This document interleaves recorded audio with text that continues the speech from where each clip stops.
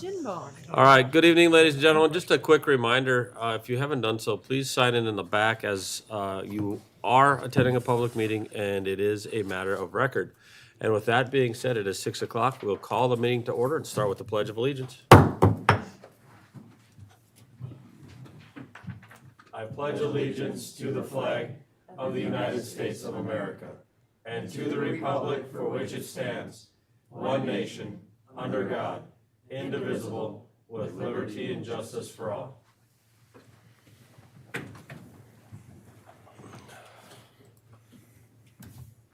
With that, we'll start with roll call around the horn, please. Peterson here. Steichen here.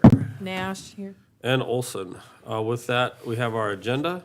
I didn't see any additions or subtractions. All good. I will entertain a motion. Motion to approve. Motion by Nash, second by Steichen.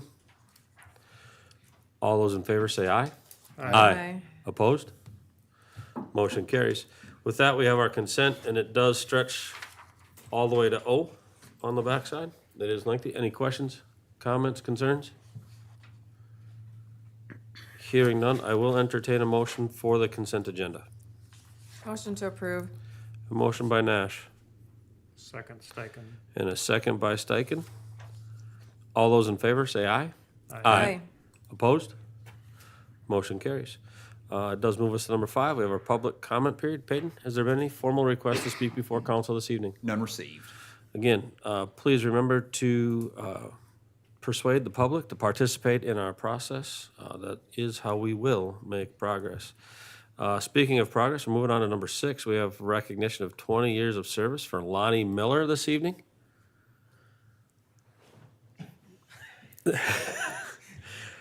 I would have won that. Just saying, I'd have taken the odds and won. Although Lonnie is not here to accept, we understand that his modesty probably took him elsewhere.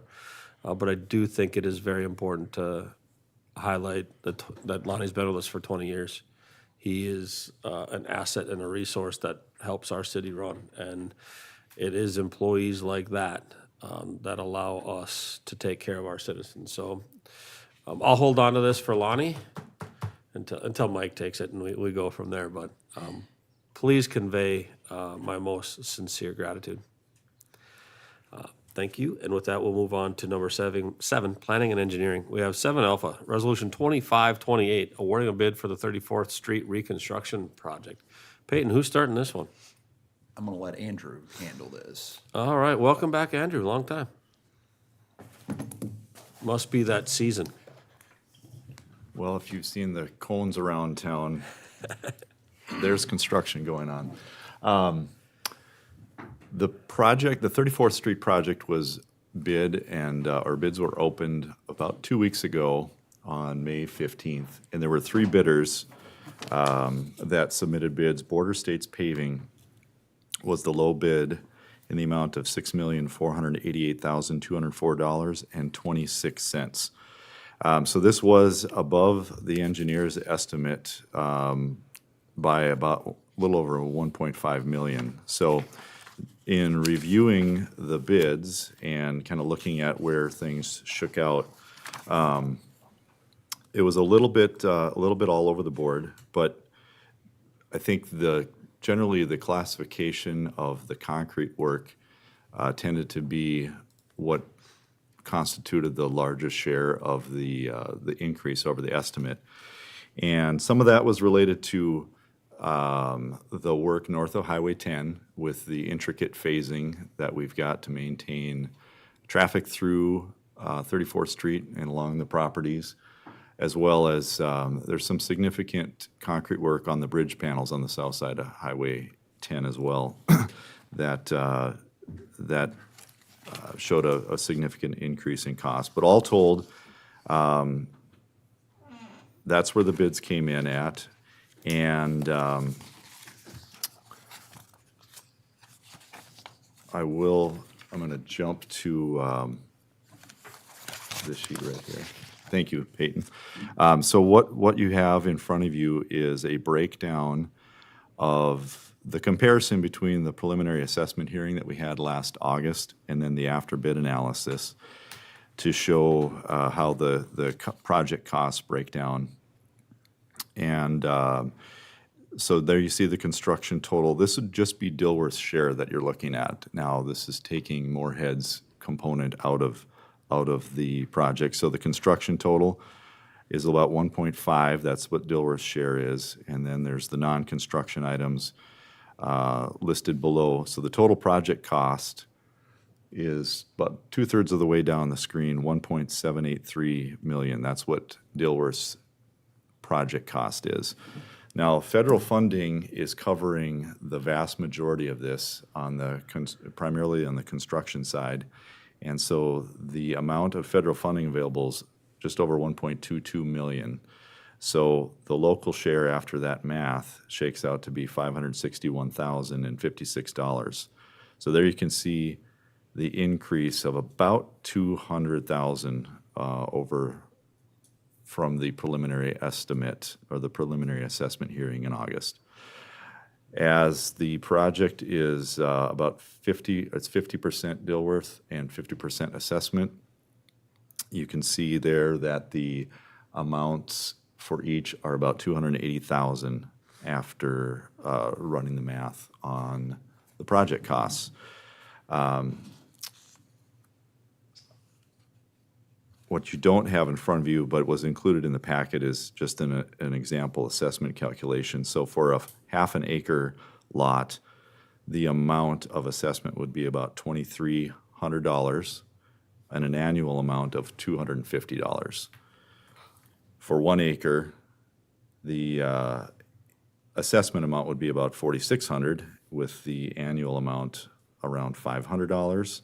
And then for a 3 acre parcel, $13,800 would be the assessment amount with just about $1,500 as the annual assessment amount.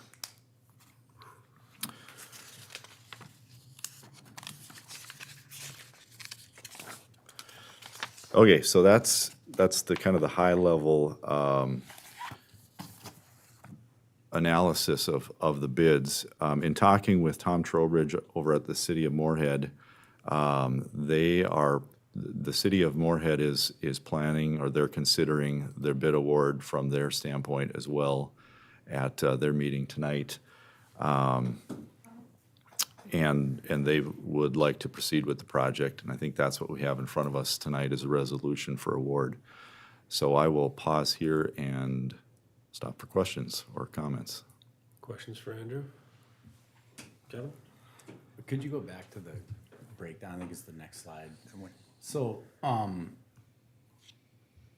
just comparing the two, obviously construction went up a lot, 350K.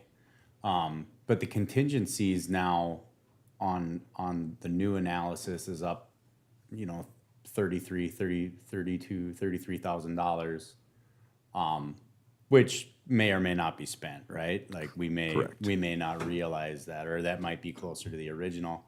I'm just curious, like the engineering went down by $100,000. What happened there? I'll try to touch base on both of those. So first of all, the contingencies is essentially a 10% placeholder for both preliminary and final. So yes, hopefully we don't have to utilize those funds, but that's what they're for. On the engineering side, initially we had a placeholder of 16%, the 16% of the construction cost. Now, as the project has gone through the process and the project's been bid, the City of Moorhead has dedicated their own staff to perform the construction services for this project, and they will not be passing that cost on to the City of Dilworth. So there's been a substantial decrease in the cost of the engineering on this particular project. So the vast majority of all the increase we're seeing is straight construction cost. It really is, yes. The rest of it's pretty minimal, it seems.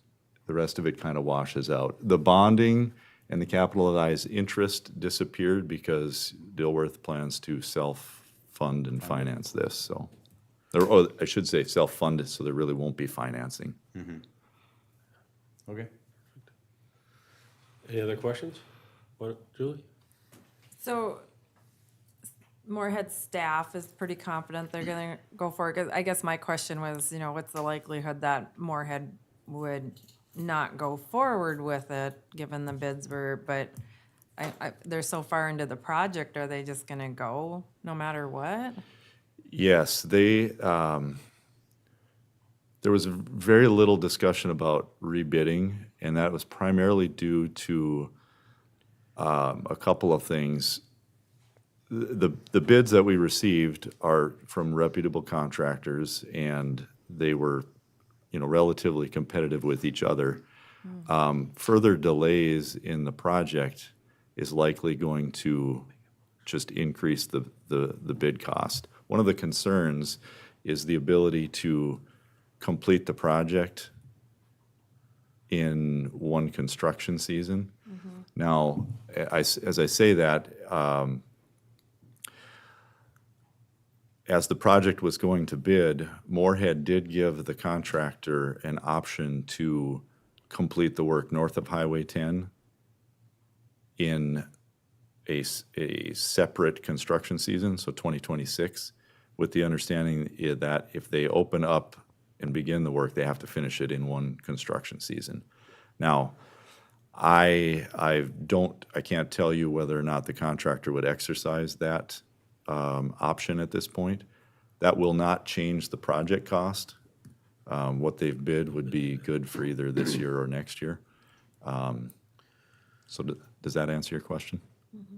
And I think from our perspective, should we pass this, it would be contingent on Moorhead doing it? Or if we pass it and they don't, does that nullify our Yeah. responsibility? That's a good question, Mayor. It's sort of a complicated one. This is a Moorhead project. Right. Even us today, we're more so just rubber stamping, a Moorhead Well- project, even though we do have a financial obligation. So my guess is if either side determined, and they would have the bigger stake in this, obviously, if either side exercised an option that they did not want to move forward, we look at this and say, hey, we can't afford this extra $100,000 or $200,000, depending upon how you look at it. We would have to have a serious conversation with them about how we would like to proceed forward, because our segment be a little wonky, right? If you only did one side of the roadway, so that would materially change the entire bid process there and how it unfolds. I'm not sure if they would do it. It may change all the bid pricing too if we just said, hey, we don't want to do our northbound section right there. So I just think it would involve quite a few conversations. Andrew may Go ahead, Andrew. enlighten us better. There's one other factor that I can't tell you how big of a factor this is, but given the amount of federal funding that's included, there's likely a need to get the project started to maintain that eligibility, that these funds can be used towards the project. And just from my vantage, when we're looking at this project, as it's been on our plate for a while now, like, it's very beneficial for us to do this. And this is a substantial savings across the board for us to have this done in partnership with Moorhead. I just want to make sure that if we say yes, go ahead, it's just our share. But because I'm not going to speak for the Moorhead Council or the Moorhead Mayor, like, they have, like, it's just not, that would not be an intelligent move on our part. But I just want to make sure that we have an option to exercise if they change their mind. If they say no, are we also able to do that and say no? Because how does that all come together? How do those pieces fit? If Moorhead says we're going to hold off, can we hold off too? And that's, or what, does it not make sense? Like, mine's more of a procedural thing, because I think the project makes sense.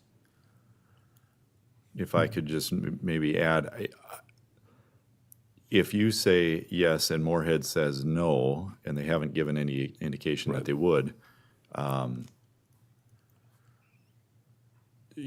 the project can't proceed as planned. And so this is really a strange setup, with Moorhead really being the project owner. They're the ones that they have the contract with the contractor and all of that. So yeah, I think it does make sense to do this contingent on Moorhead's approval as well. But if Moorhead decides no, there's just no way you can proceed as planned. Okay. Mr. Steichen, do you have a question? Yeah, a few of the questions have been asked and answered, so I appreciate that, Mr. Ucker. But as far as the federal funding, you said you kind of need to take advantage of that. Is there any risk in starting the project or getting too far into it and the funding not being there? Because that's kind of what's on everybody's radar for the last few months. Is that is that a concern of yours right now? It is not. And I got to be a little careful because I don't have the entire picture, but there's 3 funding pieces that I'm aware of. There's some federal funds that are a bulk of the project, and Moorhead's actually been able to maneuver some of the federal funds that have been allocated to them to shift around to projects to make the timing work out. There's also carbon reduction funds, a small amount in the big picture of how much of the grant dollars are available. And those funds, I believe, are also already authorized and allocated. And then there's $1.5 million of local road improvement funding from the state of Minnesota, which is not tied to any of the federal Okay. federal dollars. So I'm pretty comfortable with the idea that these funds are not in jeopardy, other than they need to be used within a certain window, Sure. and I just can't tell you what that window looks like right now. I think Dilworth's in a great position to have Moorhead as a neighbor helping us along the process, and I mean, you can't beat that, so I would think we would move, I would like to see us move forward on it. Are there any other questions? Andrew, is there more, or you said you were gonna pause? Have we exhausted our questions and, we asked the question? If there's no more discussion, I will entertain the motion for resolution 2528, awarding the bid for 34th Street reconstruction project. So moved. A motion by Nash, Second. second by Peterson. All those in favor say aye. Aye. Opposed? Motion carries. Thank you for the clarification, Andrew. There are some interesting steps, and it is a great partnership, and it's a very good contract that was developed to work with the Moorhead, City of Moorhead on projects like this. Vice Mayor Nash, that you made. You were part of that whole process, and it does us very well. So thank you very much, Andrew. We can move to 7B. We have the final plat of Eastview 10th Edition. It's a replat of Lot 3, Block 1 of Eastview 9th Edition, 900 7th Avenue East. Parcel, you can see right there. Peyton? Thank you, Mr. Mayor, members of the council. I believe it was our last, or the meeting before, about a month ago now, when you reviewed Eastview 10th, the preliminary plat. Here's a view of here's what the preliminary plat looked like. Eastview 10th is where the Starlight Pet Motel, this is obviously a couple years old now, but the new Pet Motel is here at this location. The Starlight Hotel or Motel is at this location. Looking to divide this into 4 separate tracts of land. In doing so, there's been established access agreements, other utility easements across the property that have been reviewed by all parties. The Planning Commission held a public hearing for the final plat just 3 weeks ago now, and it was unanimously approved. Again, you can see the difference between the 2 plats, which did alter the size of the lots and change the curvature of the entrance point and this shared access between all the properties. We worked with the developer, the property owner, and the engineering firm on future utilities, how that might look. Also worked and coordinated with the state on the access point getting into the facility. They had to sign off on the plat, and it's all contingent upon I think, adding a turn lane there as they enter into the property. So the planning commission again did hold its public hearing. There was no, opposition to it. And it was unanimously approved. So this evening, the property owner is here if you'd like to ask any questions, but I believe the intent now is for them to begin this next phase, which is up here on this lot, for the next phase, which would be like a dog grooming business. Anything else? That's all. Thank you, Peyton. Are there any questions for Peyton from council? I just got a question on the midway up, the, got easement on both sides. One is definitely Let me get it zoomed in. a lot wider than the, I can see, I can read it better now. There you go.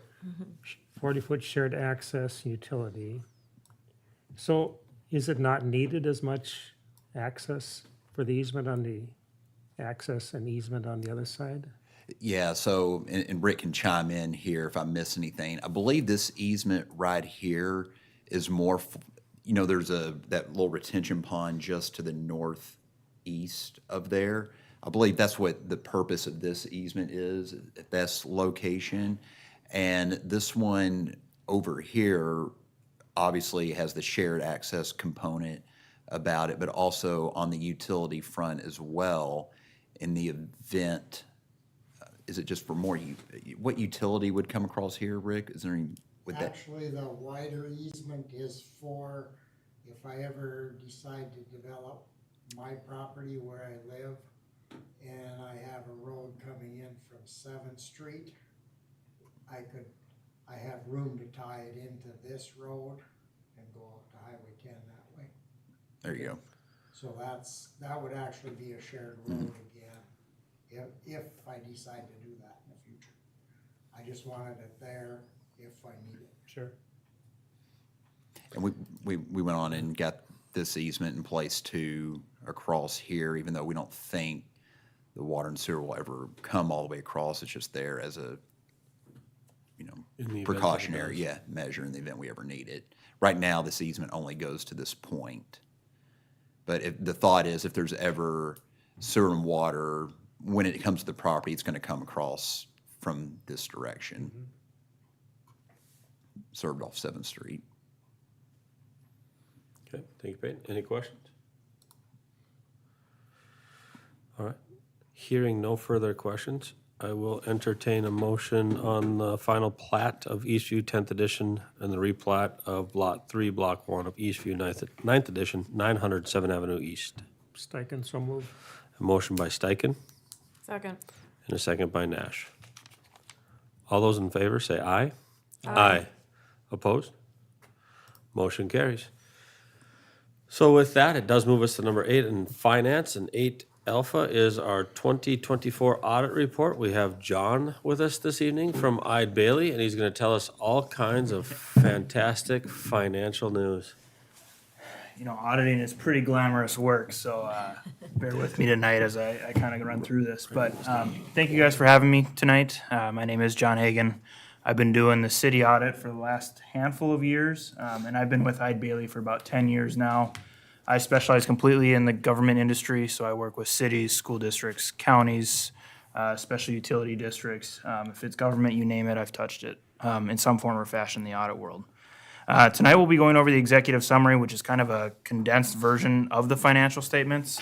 The financial statements get longer and longer each year. There's more and more standards with that, so we like to compile things in a little bit more condensed version, as well as give some comparative information from previous years, just so you guys can kind of see trend lines and whatnot. So similar format to what we've done previously.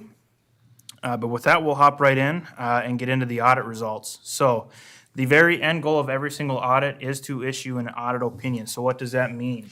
Management is responsible for 3 things: that the financial statements are prepared in the proper accounting principles, which is US GAAP, that they are presented fairly, and that they are free from material misstatements. So we as auditors, through a series of tests and procedures, ultimately issue an audit opinion which obtains reasonable but not absolute assurance that these facts and circumstances are indeed in place. And the city did receive an unmodified audit opinion which in layman terms is a clean audit opinion. So exactly what you're looking for and what the city has received in previous years. So with an audit opinion, we do report audit findings as required by auditing standards. There are kind of two different buckets of potential findings. The first bucket being in relation to the financial statements. I'll kind of touch on each of these. The first one being segregation of duties. Simply put, meaning your finance office is just not big enough to have enough hands and eyeballs on everything finance related. Doesn't necessarily mean that you guys are doing anything wrong with the amount of staff you have. It's just you're a small staff. You're a smaller city. To get over that hump of having that finding would require additional cost benefit of additional employees, which isn't necessarily feasible for a city your guys' size. So something that we anticipate on each audit and would be tough to overcome in future years. Very similar, I'll lump 2 and 3 together. I mentioned that the financial statements do get more and more complex each year. There's new accounting standards that do not make things easier on accountants. And with that, we do help prepare those financial statements as auditors. And whenever we do that, we do have a finding associated with that. And to go along with that, we do propose journal entries to help the financial statements conform with those proper accounting standards. So all in all, those 3 findings we kind of anticipate before we start the audit process, and similar findings to what you guys have received in the past. The second bucket there is Minnesota legal compliance. So this is a secondary avenue of kind of audit procedures, if you will, that are required by the state of Minnesota. So every government entity within the state kind of have these additional procedures, if you will. They are much more compliance driven, but the city did not have any findings associated with these procedures in 2024. So now we'll get into some numbers. First slide being your cash and investment balances. So this is broken down into 2 different kind of sectors within the financial statements. The green shades being your business type, that's consisting of your water, sewer, garbage, and some other utility type funding or funds. And then everything else is your governmental, that's your general fund, your main operating fund, debt service, any special revenue funds. The only area or kind of category that we leave off of this is capital projects, just because the nature of capital projects can have very big swings in cash balances depending on, funding sources coming in and the timing of payments going out. So we like to leave that off of this slide just for comparability. But as you can see over the last 10 years, very consistent growth in cash and investment balances and overall healthy in 2024. Just kind of for perspective, so you guys know, capital projects that is left off of here mostly consists of the fire hall fund in 2024, which has about $950,000 in additional cash and investment balances that would not be reflected on this slide here. So next we'll focus the next handful of slides on the general fund, which is the main operating fund for the city. First slide we have here is a budget to actual. Now there's a lot of numbers and stuff on here. I won't go into detail on anything too specifically, but your first 2 columns are your original and final budget, and then the third column is your actual numbers for 2024. I know it's kind of also hard to see as well. And then the final column being your variance in comparison to budgets to actual. So I'll keep it high level. Total revenues coming in $1 million over budget. Budgeting is not an exact science. Things change after the fact, obviously. But there was some additional funding sources, some state grants that you guys took advantage of and did receive some additional grant funding was the main driver for that increase in revenues. Similarly, for expenditures, you did come in over budget for expenditures, but again, funded by some of those additional grant funds and stuff like that. So very common and typical kind of consideration there as compared to budget. And then I'll go all the way down to the bottom now. So after some odds and ends, it does bring your ending general fund balance to about $5.7 million, which is up from about $5.2 million. And there's some different components that make up that fund balance that we'll kind of go into detail here. So first, what does a positive fund balance do for you? So a number of different things. It can offer a favorable bond rating as you guys endeavor on future projects, capitalizing some lower interest rates. Produces investment income and a source of working capital. So having your money work for you in the bank. I've never heard anyone complain they have too much money in the bank. And especially at times now with, increased interest rates, that can be very advantageous. And thirdly, most importantly, offering a cushion for unexpected expenditures and revenue shortfalls. So kind of that nest egg, if you will. So there are different kind of categories of that 5.7 million, different kind of breakouts. This is a pretty technical slide as far as kind of different breakouts for governmental reporting. First one being non-spendable. This is effectively money that's already been spent through inventory or prepaids are the very common. So money that you guys have already spent but aren't able to take credit for it yet until it's that kind of source is in use through prepaids. The next one being restricted. These are usually restricted by outside parties, legally restricted. The city currently doesn't have any of that. So that one's kind of NA. Similarly, committed and assigned are both earmarked by the council or by a designated official of the city for specific purposes, kind of designated, if you will. And then the last column being unassigned is kind of everything else. So that's your, unencumbered, what the city completely has at its disposal. Okay, so ending fund balances for the general fund, as you can see, have increased pretty consistently over the last 10 years, general growth and everything, all things considered. Here it is, a breakout of those different categories that we just touched on. First one being that non-spendable in the form of prepaid expenses is a small bucket. Your assigned categories is kind of money that you guys have earmarked for departmental use, kind of for specific purposes. That would consist of like parks, fire department, transit. And then everything else is kind of that last column, the unassigned, is a large bulk of your funding. So that's how that 5.7 million that we alluded to in the previous page is broken down. And now we'll kind of focus on a component of that, the 4.8 unassigned. That's really up to the city's discretion. So where should the city be? That's kind of the million-dollar question. Unfortunately, there isn't a magic answer out there. There isn't any, right, wrong, or indifferent. It's kind of up to the city's perspective on how you guys would like to operate as far as how much reserves you have. There are a couple benchmarks out there. The first one being the State Auditor's Office of Minnesota, the OSA. They suggest somewhere between 35 and 50% as kind of a goal in comparison to your annual expenditures. The GFOA is another benchmark, which is a National Finance Association. Their suggestion is somewhere in that 5 to 15%. But again, that's kind of all-encompassing for all governmental entities, so school districts, cities, and as far as rural versus non-rural locations as well.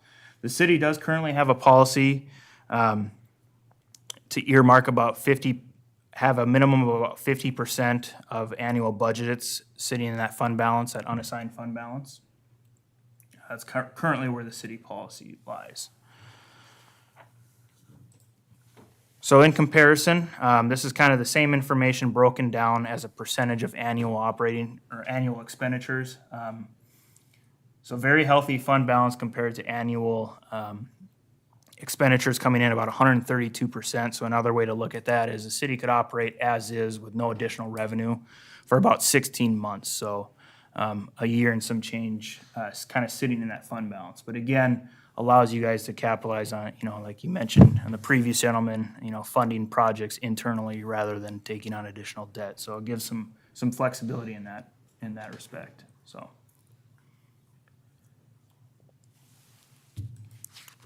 Next, we'll tap into some other funds, but before I do, that kind of covered the general fund. Before I move into that, any questions at a quick stopping point on kind of general fund specific or fund balance, anything of that nature? I don't think so. Thank you. Okay. Well, I'll quickly carry on here into some other funds of the city. First one being the debt service fund. So this is meant to collect property tax and special assessments to meet debt service requirements for those past debt issuances.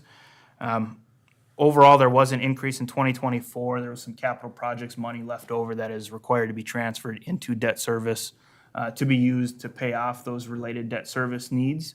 That's kind of the increase in 2024, but also just general increase in property tax collections as those debt service requirements, kind of the maturity schedules of each of those, so.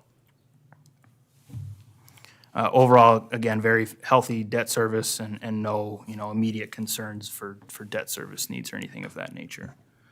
So the next couple slides do cover kind of those business type utility funds. First one being the water fund. Here we have a couple different lines. Your top line, green, being your operating expenses. The next line being your operating revenues. And then the difference between the two is your operating income or loss for the year. For 2024, there was a small operating loss of about $90,000. This is offset a little bit by some additional non-operating income. Grant revenue or investment income is very popular or very common. But overall, most cities operate their utility funds as close to break even as possible. You don't want to be charging your citizens a lot of money for the water and sewer purposes. Mostly try to kind of break even, which is relevant and shown there over the last 10 years. So similar, exact same slide here for the sewer fund specifically, with the same lines. I'll kind of touch base. Operating revenues consist of your charges for services, your collections from citizens, and operating expenses categories are personal services, supplies, fuel and utilities, repair and maintenance. Depreciation is kind of a papered expense that's very important in these funds, but overall, again, very close to break even. There was an operating income of about $180,000 for FY24 in the sewer fund. And then the last kind of bigger utility fund for the city is the garbage or refuse fund. Again, same exact information as the previous two slides. And again, operating at roughly slightly over break even. This one's slightly being different as you guys contract out a lot of the services associated or the expenses associated with garbage, but overall very consistent over the last 10 years.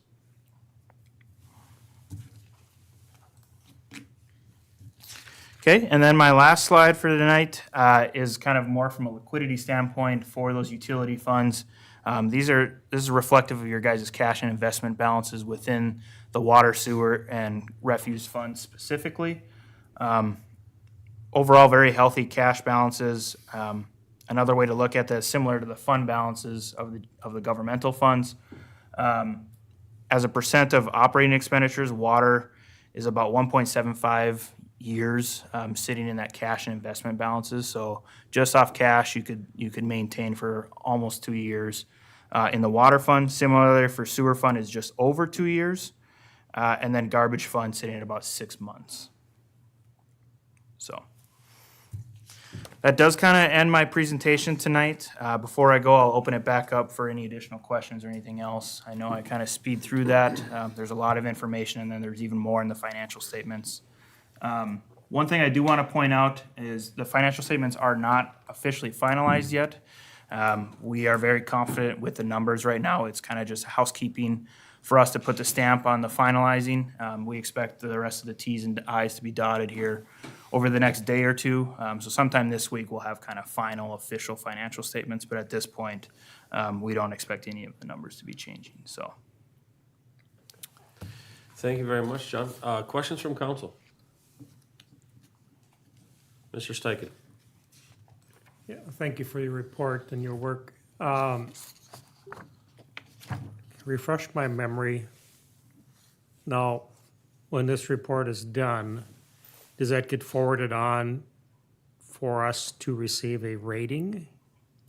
Or is that totally different or? Like a bond rating? Right.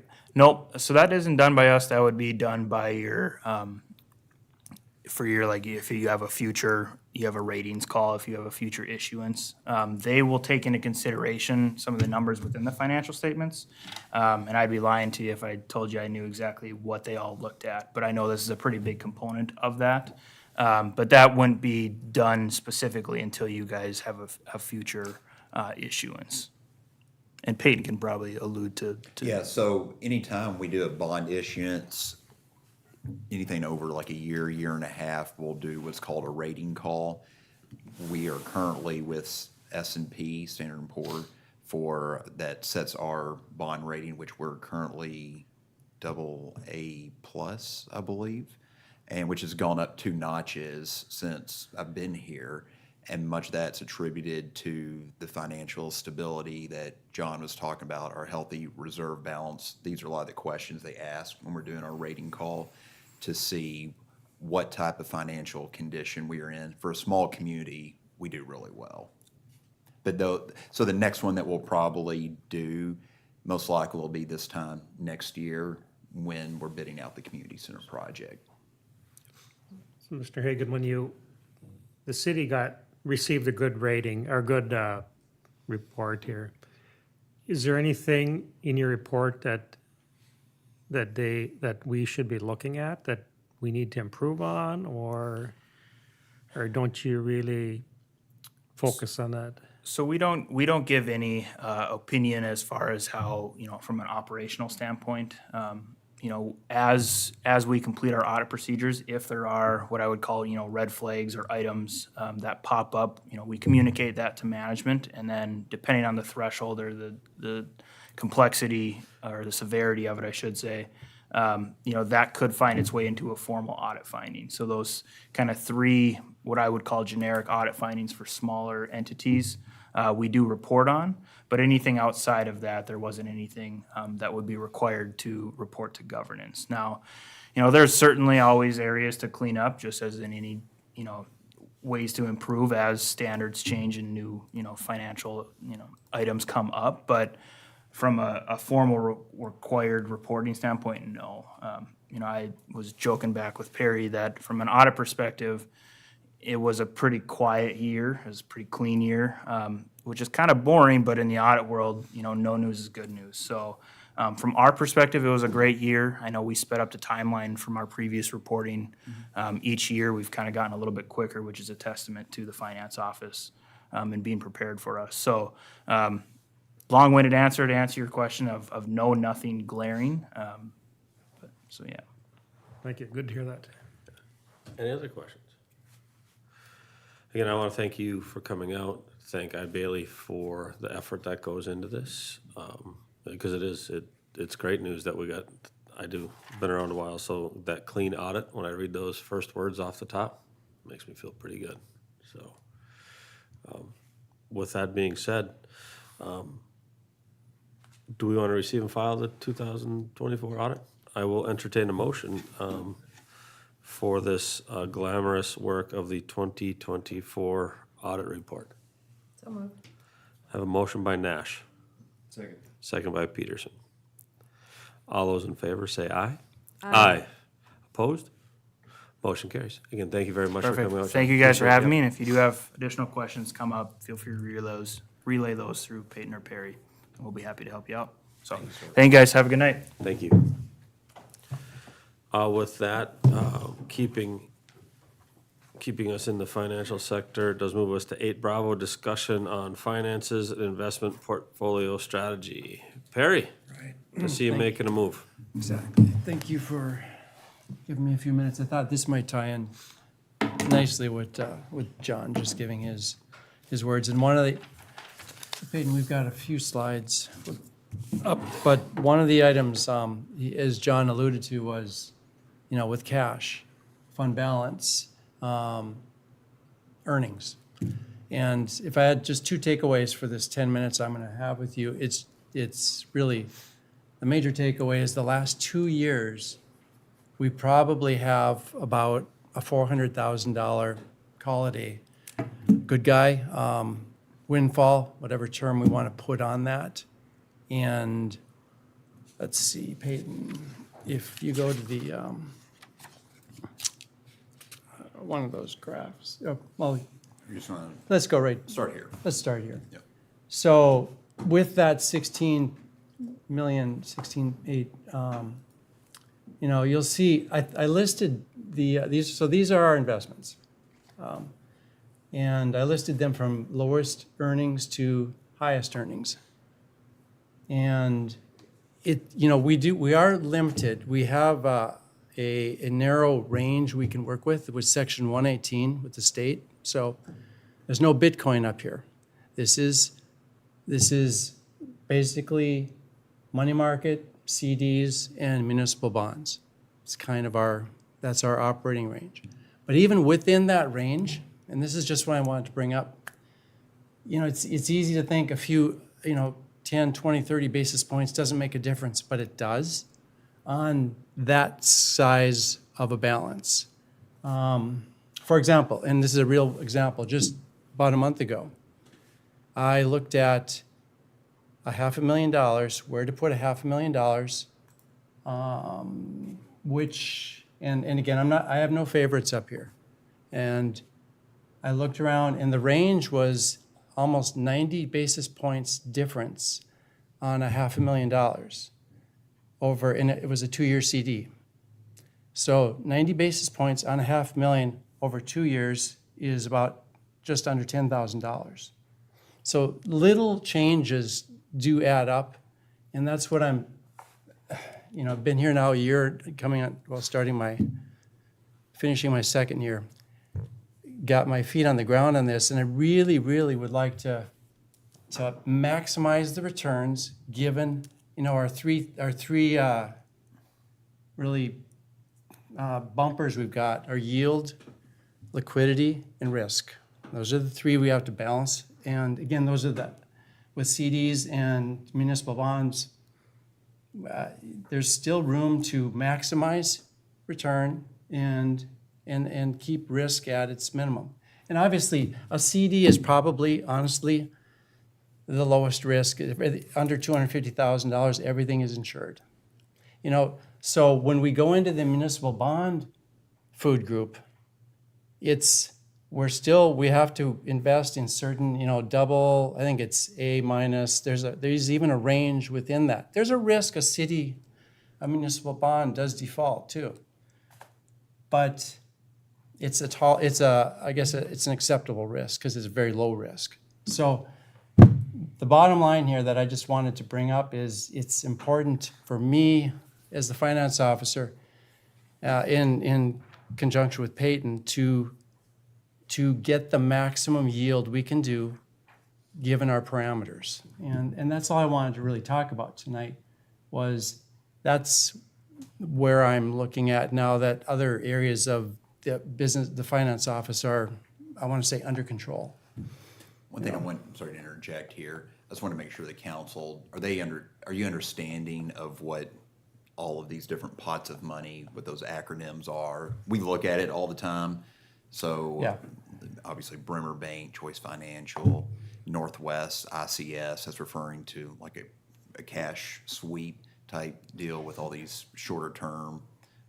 ICS stands for, I know it sounds like intra-fi something, sounds like a top secret government bureau, but it's intra-fi something. And essentially, ICS is at each of these institutions would have the same ICS, meaning they've got to collateralize the money at the end of the month. So they have some requirements when it's municipal money. And maybe explain what PMA is too. In PMA, they are the entity we use they're out of Illinois. I think they manage about $120 billion. They primarily work with government entities, I believe, Peyton. Mm-hmm, that's correct. And they're who we used, for example, when we issued that bond 1 year ago, those funds went to the PMA account. So Corey, the city has worked with him for years. And they then receive those funds and then they invest them right away as we ask them to. And then I draw on that money, for example, for the fire hall. And as needed, I pull that money over here to Northwestern Bank into our checkbook. So it's a normal holding account that we use when we get, say, a $10 million bond. We throw it into PMA right away as we need funds, as we do our monthly draws from Gertz or whoever. That's when we'll draw out, $1 million at a time or whatever that number is. But it has pretty good return. Yeah. Right, and PMA has been actually one of the top returns, as you can see. And again, we've got a long history with them too. So, and PMA is the one who I happened to a month ago, I with Peyton's awareness, we got the CDs there. And there are two CDs that are from, I think one of them is, and they're under $250,000, because that's every CD you wanted under that number, it's federally insured. But they're, for example, they're with Philadelphia Port Authority, I believe, and so they're not a CD in town, so to speak. But again, they were 90 basis points higher than what I could, 90 and 80. I shopped it out with three different banks. So I just wanted to show that to you. Okay, if we could look at this one. Now, the far right graph, if you can see that 2024, 700,000. So that's our interest revenue in calendar 24. But it's a little deceptive. That includes $80,000 from that fire hall bond. So that's kind of a one-time thing too, but that's in our interest income. So if you take 80,000 off that, apples to apples, it'd be, we're 620,000 versus the prior year. So a lot of interest revenue. Do we anticipate that going forward? Like how long is, Yep. like, when we look at this, how far out are we planning to, with a relative degree of certainty for the interest revenue? Right. So when I went down to the Ellers, it's kind of their 101 for council, for city, could be council members or people like myself, in February. That was one of the number one topics that came up. And they just suggested, hey, cities, ride this horse as long as you can, because if given your cash flow needs, in other words, they're saying if you can ladder things out, ladder a CD out. For example, this CD I just took out, 2-year CD. So I'm trying to stretch it out a bit based on the cash flow needs of the city. So Mr. Mayor, I guess to answer that question, it's not going to be that high next year, because that $4 million that we just spent, that I invested in the fire hall, that generated 80,000 there. But I anticipate it to be a kind of a gradual down if interest rates do come down. But I want to lengthen it. They recommended just don't let a CD and just roll it every 6 months. Okay, that's the easy way to do stuff. They suggested if you can manage your cash flow needs, pull a trigger on a 2-year CD. Or, and maybe we'll get into this another time, Peyton, maybe the next meeting too, is municipal bonds is really where the highest yields are right now. So that's with right now with PMA and with Bremer Bank. So those municipal bonds, because that's where, and they hands down said, if it was CDs was the easiest money to get, they would, Ellers would be recommending to folks, just get all CDs then and just ladder them out. But right now, the winning game within the parameters we have to invest in is municipal bonds. So just like we issued, again, we got an audit report on a strong city, our city, and somebody is capitalizing on that with that instrument. So, but yes, I hope that number, that graph is going to come down. It's going to come down, but if we could stretch it out, that's my goal. So that's really all I had. I just want to introduce you to everyone the interest that we've been receiving and the windfall that it has been for these 2 years. Peyton, can you go back to that graph? Probably the next one back, right there. Now, I know I suppose you like to spread things around locally, but how many of those are like 2-year commitments in? Yeah, so good question. So then obviously Northwest Checking, that's just, that's money market. Bell Bank, that's the $1,056,000 is CDs. There's a 7-month CD. So that's the commitment. So none of this up here is, I could access this cash relatively quickly right now. It's not in, other than a CD that's in with Bell Bank. I could access it's more liquid. So those higher rates, those are probably tied more into municipal bonds? Yes. So the Bremer is one where I wouldn't be able to just get that tomorrow. We could access it, but we would take losses on, or we would be giving up some yield. Because a lot of that Bremer, almost all that Bremer is in municipal bonds. So I'm looking at the very top one, the checking. Yep. That's just literally our checkbook. So that's the last place I want to keep money in. In fact, some months I will run that down to $20,000. I keep the minimum amount I can keep in that Well, that makes total sense. checkbook. Yeah. But you're constantly looking to where to move and switch and rearrange and Well, adjust and. yeah, yes, I am. The checking is, for example, the twice a year where we get the property tax revenue, that big money comes in, and right away I put that over to the Northwest ICS, the third one there. Again, the best, I don't want to keep that in checking, even for over a weekend. I mean, I think about these things. Over the weekend, I figured $1 million again, accountant speak here. I'm like, that's $300 over the weekend if I left it in the wrong account, so things like that. I can appreciate that. Yes. I really do. That's just what I do. I know it's a sport for me on that part of it. So when the city sales tax money starts showing up, does that just automatically go into the PMA or whatever you So designate? honestly, and that's a good question. I haven't decided yet. I've got a few weeks yet to where that's going to go, because we won't need that money for a year plus. So it'll probably go into a CD, or at a minimum, I might even put over to choice. I'm not sure yet. And I'll be honest here, I have no favorites up here. My favorites are the biggest number, the biggest return one. That's the way I look at it. Mine too. So, I appreciate you being diligent and getting the best bang for the buck. and that's a good way to say it. I want to get the best return.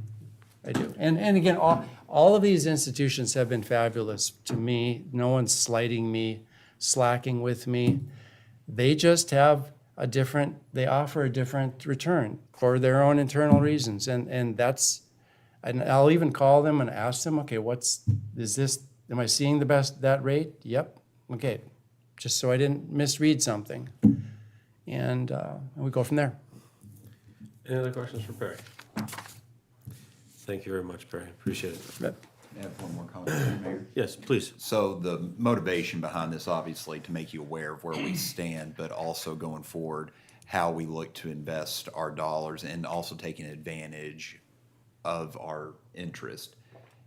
Going back 6-7 years ago, we never budgeted for any type of interest revenue because there wasn't any. CDs were nothing. That's really all we were doing. About 6 or 7 years ago, we started budgeting a very minimal amount. But now when we're bringing in, whatever we're bringing in interest revenue, that's a lot. You can forecast that. We can forecast it a little better. Not that we're going to start saying we're going to bring in $400,000 next year, but we're going to try to be a little more strategic when we come to the budgeting process this year of accounting for maybe a little more than what we have in the past, which will obviously lower the levy. But the flexibility that we've been able to rise to based upon our fund balances continually increasing, which is a good thing. That's allowed us this flexibility and have gotten us to this point. And that's a testament to all the internal controls that finance has done through the years. So we're really proud of that. So at some point soon, Perry will be back, and we have a few other slides up here. We're not going to go through them right now on a potential option with Ellers and their, I don't know if their investment arm or whatever you want to call it there, in trying to maximize what these returns are. Now, granted, we don't want to take away from local firms or anything, but at the same time, we want to, if we're getting to 90 basis points or whatever it is between one product versus the other, at some point it just makes sense to shift around these funds and really try and maximize what we can. Strike while the iron's hot, slow, kind of a settling landing, as you were Lad- talking about, laddering it ladder down it there out if I can. and getting to a workable place for us. Thank you, Peyton. Thank you, Perry.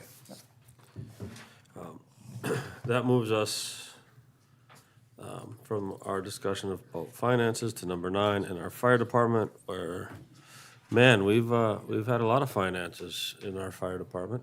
Sound investment. I like the fact that it actually says fire station on the building now. Like, I didn't know what it was before. So, Chief Payne, the floor is yours. Mr. Mayor, members of the council, we're just here to amend an ordinance for recreational fires in the city limits of Dilworth. Do I need to go over it? I mean, it's all listed in the report here. I think this is, just looking back, when was this adopted? I didn't ask that question. I probably should have before I I came. didn't look. It's on there. I just Oh, didn't pay okay. attention. It may be just a historical. You know, it was adopted and then the state changed a little bit because there's been a more prevalence of portable fire pits, if you want to call them that, or portable, I wrote it down because I can never, portable outdoor fireplaces. And to accommodate that, the state fire code probably changed at some point. And we just didn't change with it. And it was brought to our attention by the citizen that it was 25 feet. He called the state and it said, no, it's 15 feet. So we looked into it. Jessica and I looked into it, and I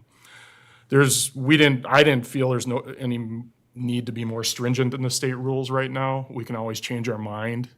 But that's my approach on that. I'll be happy to answer any more questions if you have them.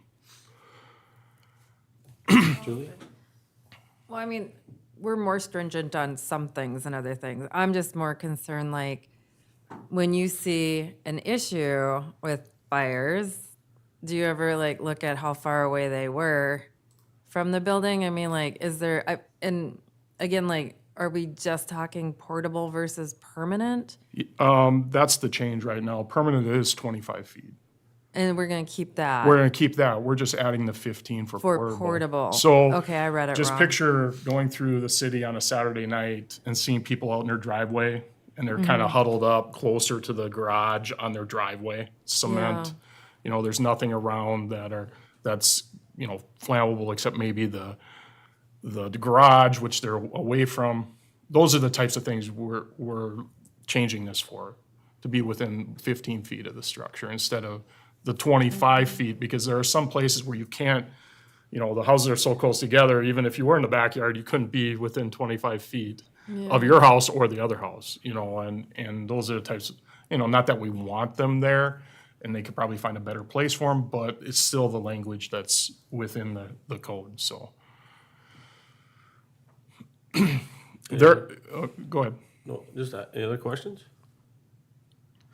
And mine is just the definition, Chief. Like the recreational fires, as we just kind of heard, that's if someone has like a permanent, like, Right, this all Fireplace. falls within recreational fires right then now, but the like I get permanent portable fit, fire pit, yeah. like that makes sense. But a recreational fire to me is that I got 10 cinder block ring in my backyard. Yes, that's and permanent. So Doesn't that move needs to be 20. 25 That's all I feet. needed. Yeah, Yep. and that's restricted by size.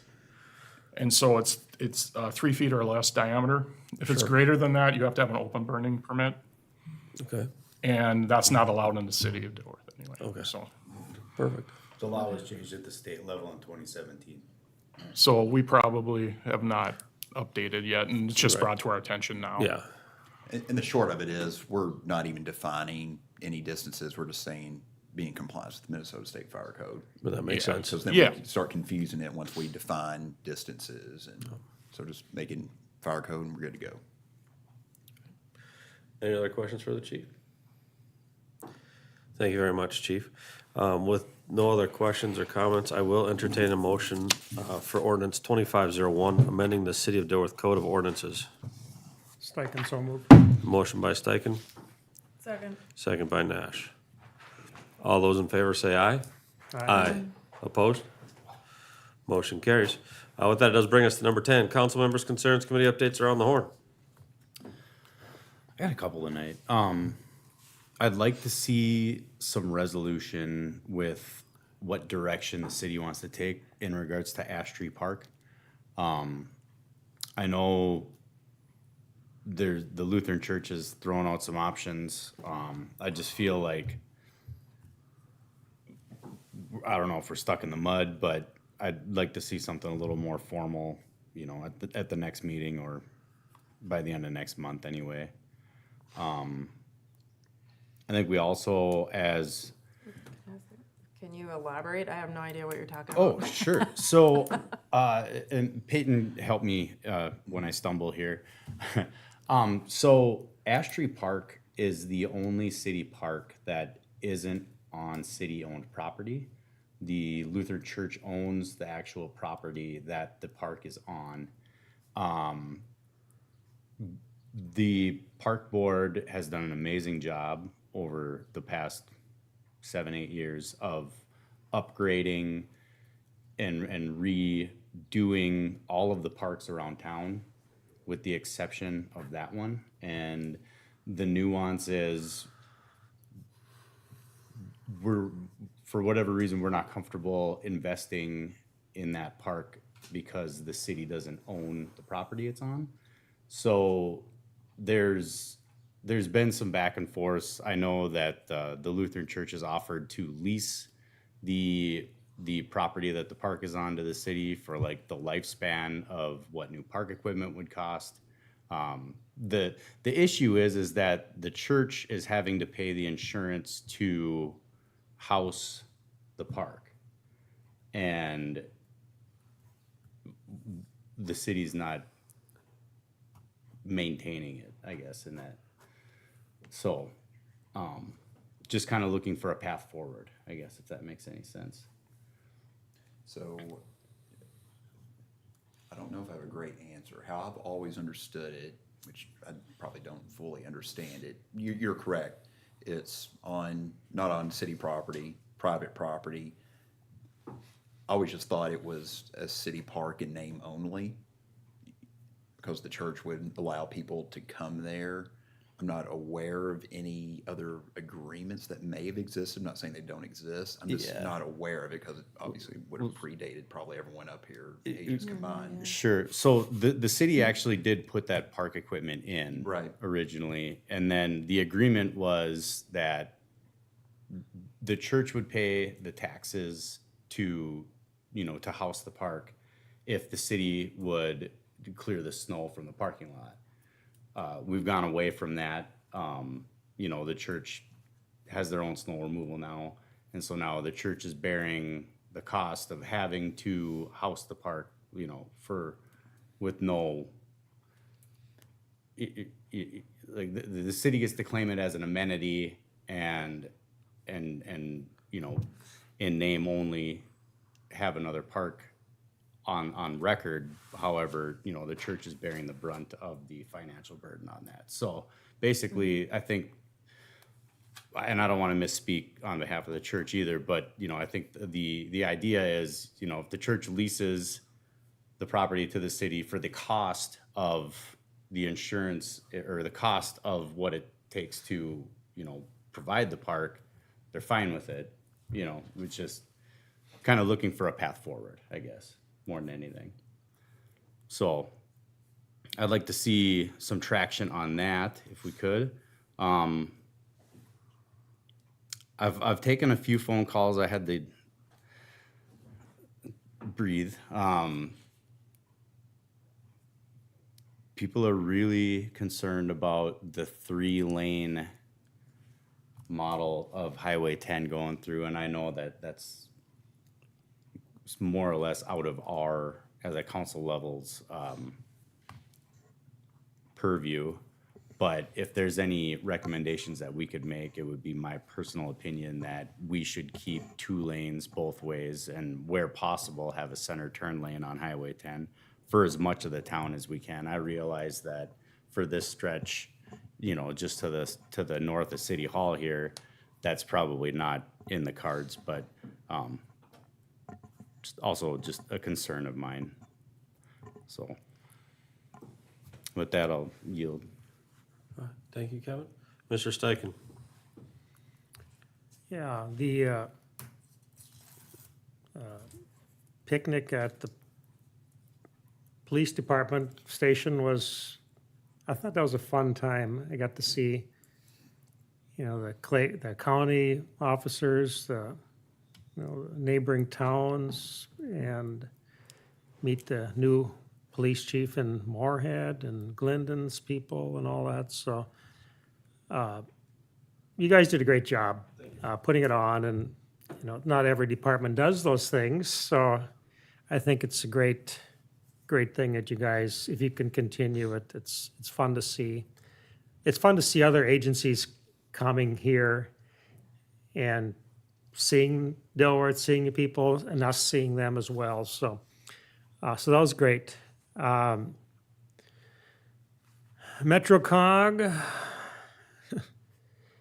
they got a lot of projects in the works, and I'm still trying to understand some of the things that they're working on. So I just got to get more clarity on what it is that some of these projects entail, because to me, they're sort of, I'm not going to say bizarre, but it's important. I mean, it's obviously important, but if I'm going to vote on these things, I just need to spend a little more time understanding them better. So that's kind of just putting it out there that we do meet, and they do meet a lot, and they do have a lot of ideas, and funding, federal funding is always a concern right now. But anyway, they're moving forward. The day that they had the barbecue in the rail district was kind of a not so great of a day, but I want to thank Luke Nygaard for opening up his greenhouse, and the police officers and Stacy and the chief out there working with the kids and planting those flowers and those cups and all that. It was cool, wet, and all that during that time, but it still went on to some degree, so I do appreciate you doing that as well. It takes a lot of time and to organize all that. The Highway 10 public meeting at the school, I was there, and a few others were there too.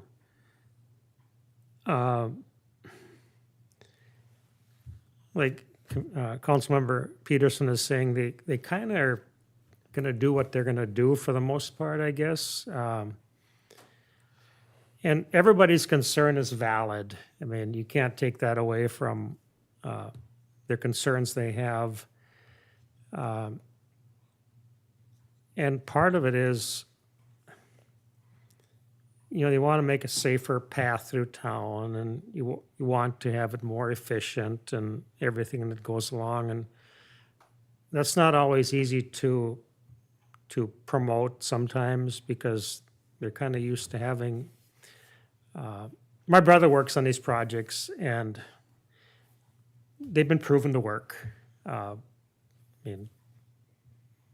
mean, it's hard to adjust. It's hard to get used to changes. I understand that. So, and some people are going to be inconvenienced by it, no doubt about it. So, but I think they did a pretty good job of being the punching bag for a few people, but they're able to handle that. We had a meeting with the LMC policy committees.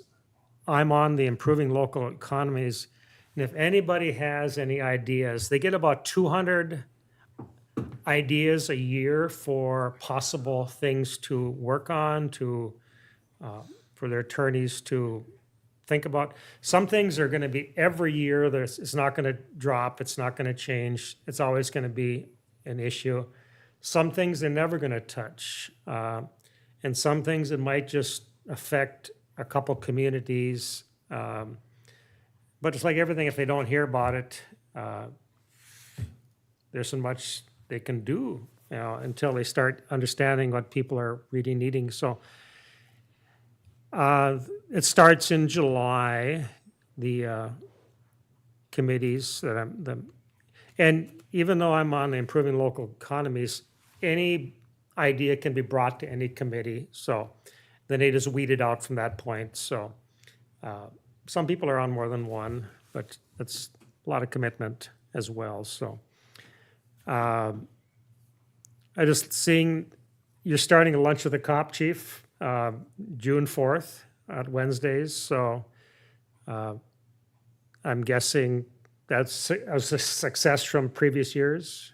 So do appreciate what you're doing for, I imagine, for the youth mostly. Is that kind of, yeah, so I appreciate that. And the South Side Social is on the 11th at Cottonwood Park. Police and fire and meal and games and prizes from 5:30 to 7:30. So it's fun to see things happening, in the parks and ideas that the police and fire, and I imagine both chiefs back there will be involved with bringing their equipment out. And at the barbecue, at the kids just love seeing a cop car. They just love to see those lights flash. They're just amazed by. It's almost better than the sucker, I think, at times. So they love the fire trucks as well, Chief Payne. So they love anything that's shiny but they like the cop cars better. I'm not saying yes, but yes. Okay, yes, okay.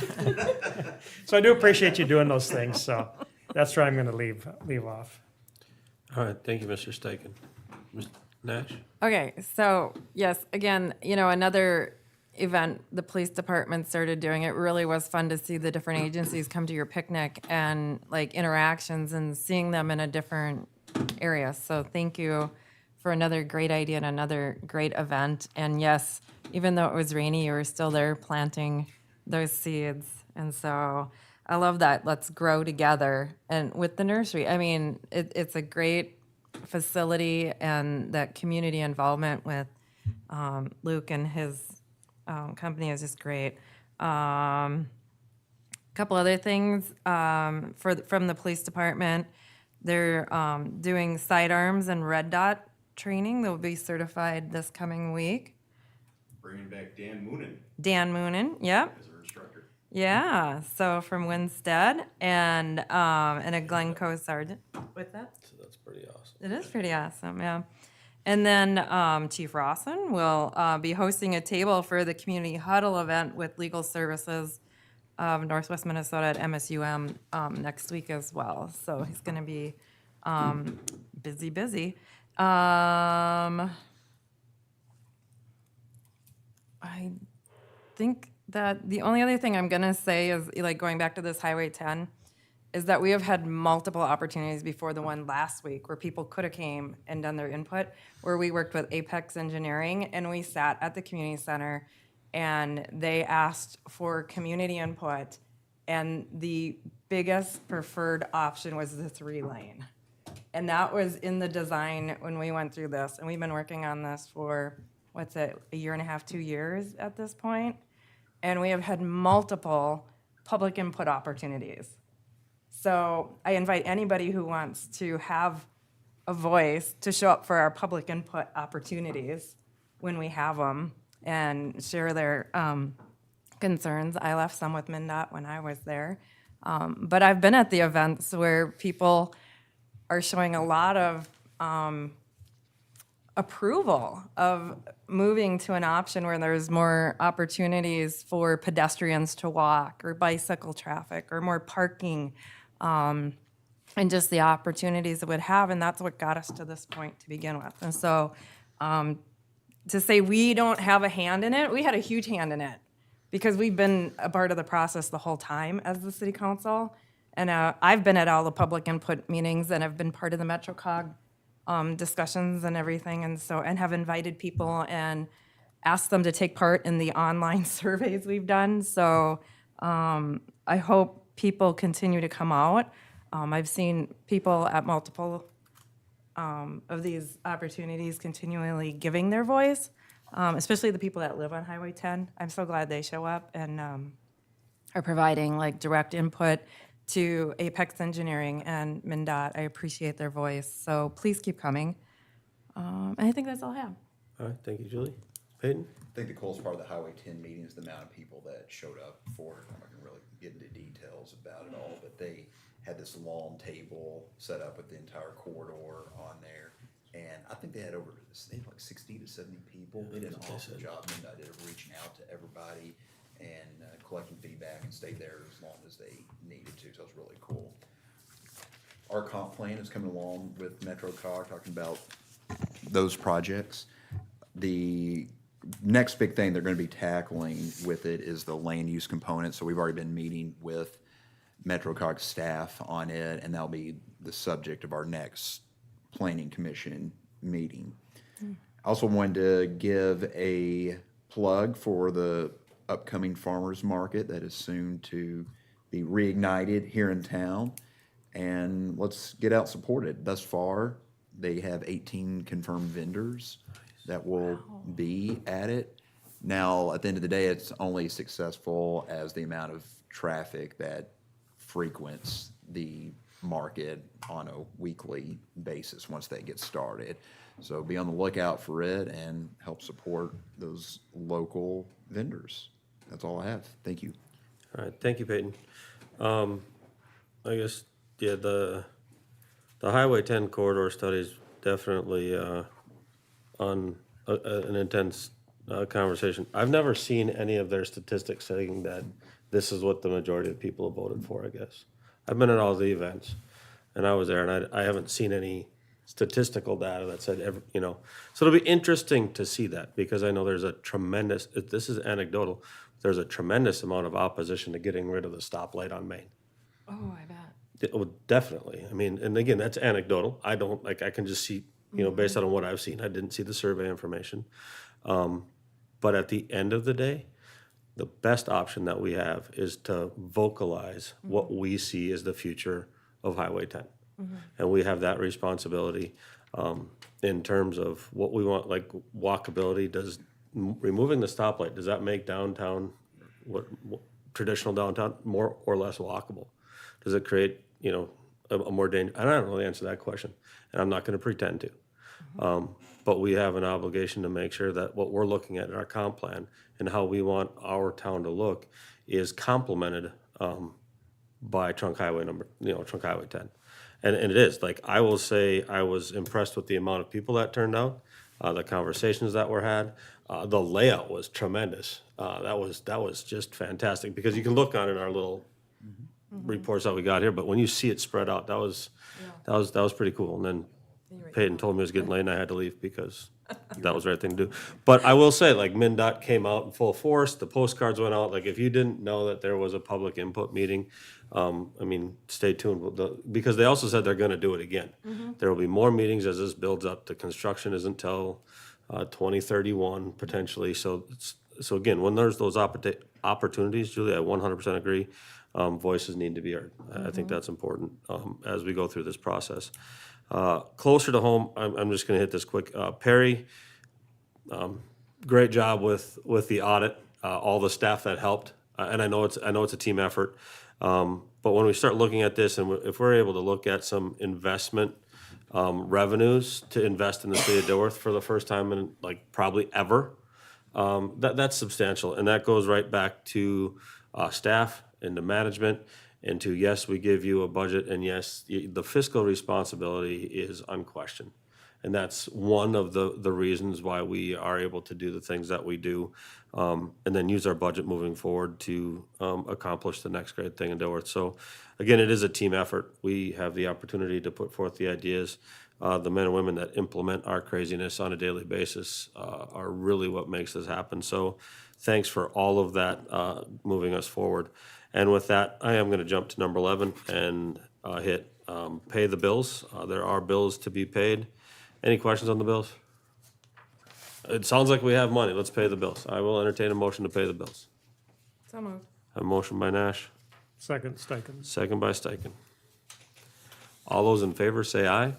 Aye. Opposed? Motion carries. And with there being no further business before council this evening, call